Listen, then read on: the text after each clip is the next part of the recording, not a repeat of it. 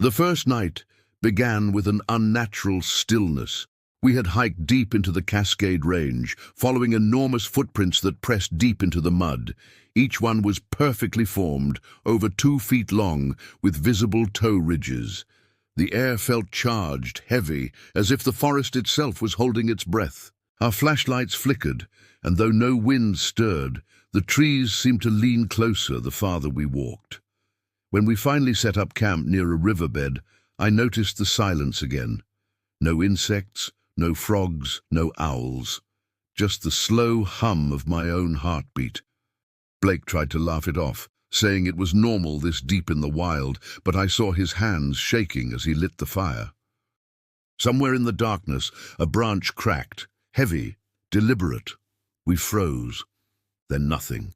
The next morning, mist blanketed the forest. The footprints continued north, deeper into terrain few dared to cross.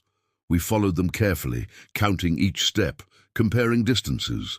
The pattern suggested an upright gait, something bipedal but impossibly large. "It's tracking elk," Blake muttered, pointing toward claw marks carved high into the trees.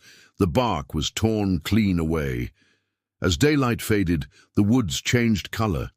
The green canopy turned gray, the air thick with the smell of wet fur and decayed leaves. We found another set of prints, fresher, pressed over the old ones. It was as if the creature knew we were following and wanted us to see. I began to feel watched, the weight of invisible eyes pressing down with every breath. That night, the first howl came. It was deep and long, carrying across the valley with a resonance that made our chests vibrate. Blake dropped his flashlight. The sound wasn't just an animal's cry, it felt intelligent, mournful, almost human. It came again, closer this time. I reached for the camera, but it froze mid-recording. The screen went black. We stayed up until dawn, too terrified to sleep. Every so often we heard movement, slow, careful steps circling the camp.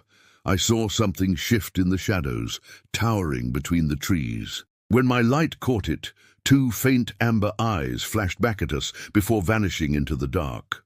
Blake whispered, "We're not alone." The third morning brought fog so dense it felt alive. We found the carcass of a deer nearby, ripped apart with unnatural strength, bones splintered cleanly. Flies buzzed around it, but what chilled us were the prints surrounding the body. They weren't random. They formed a perfect circle, as if it had been guarding its kill. By midday, exhaustion replaced fear. We pressed onward toward the ridge, thinking maybe we could spot it from higher ground. As we climbed, the forest grew quieter again, until only our boots broke the silence. Then, halfway up, Blake froze. "Look," he hissed. Below us, in the clearing, stood a massive figure, still as stone. It was covered in dark brown hair, glistening slightly under the dim sun. Its shoulders were wide, its arms long, its head slightly tilted. Curious, we crouched behind a fallen log. The figure turned slowly toward us. For a moment, I felt something ancient in its gaze, not rage, but recognition. Then in one fluid motion, it melted back into the trees. We stayed there for minutes, too stunned to speak. When we descended, the prints reappeared, but now they led directly toward our camp. The fire was out.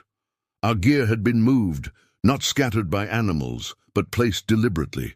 My backpack leaned against a tree, my knife embedded in the dirt beside it. That night, fear became reality. Around 3 a.m., I heard breathing outside the tent, slow, rhythmic, deep. I whispered Blake's name, but he was already awake, holding his rifle. The breathing stopped, replaced by a faint rumble, like a growl buried beneath the wind. Something brushed the tent wall, heavy, curious, and then retreated into the darkness. When the sun rose, we decided to leave. But the forest didn't want us gone. Every path we took seemed to twist back on itself. The GPS malfunctioned, showing us in circles. The prints appeared again, this time behind us, perfectly aligned with our own steps, as if the creature was mimicking us. At noon, a shadow crossed our trail. We turned but saw nothing, just the sway of branches and a low hum of air. Then, from the tree line, the howl came again, louder, angrier. The forest responded. Birds erupted, leaves shuddered, the ground trembled beneath us. "It's driving us out," Blake said quietly. We ran until we found the old ranger trail and followed it for hours, barely speaking. The deeper we went, the more the feeling of being followed grew unbearable. Every few minutes, something large moved just out of sight. Once I glimpsed it beside a fallen pine, tall, massive, stepping backward into fog with deliberate calm. By the time we reached the clearing, the sky had turned red. Our truck sat waiting, half buried in leaves. Relief hit me until I saw the windshield. Across the glass were muddy handprints, too large to be human, 5 fingers spread wide. The smell of wet fur filled the air again. We drove until dark without stopping. Neither of us spoke. When we reached the nearest town, Blake refused to unpack the gear. He said it carried its scent. That night in the motel, I checked the footage. Everything after the second day was corrupted. Static, silence, and flickers of light. Weeks have passed since then. Blake quit his job, won't answer my calls. Sometimes I wake at night, convinced someone's outside my window, watching. I hear breathing, slow and heavy, the same rhythm I heard by the tent. When I look, nothing's there. But the smell lingers. I've gone over the recordings 100 times. In one frame, just before the static, something moves behind the trees, massive, upright, staring directly into the lens. Its eyes reflect the light like molten gold. Now, when the wind howls through the pines, I can hear the same tone as that first night. Deep, ancient and aware, we went into those woods searching for proof. But what we found wasn't just real. It was waiting,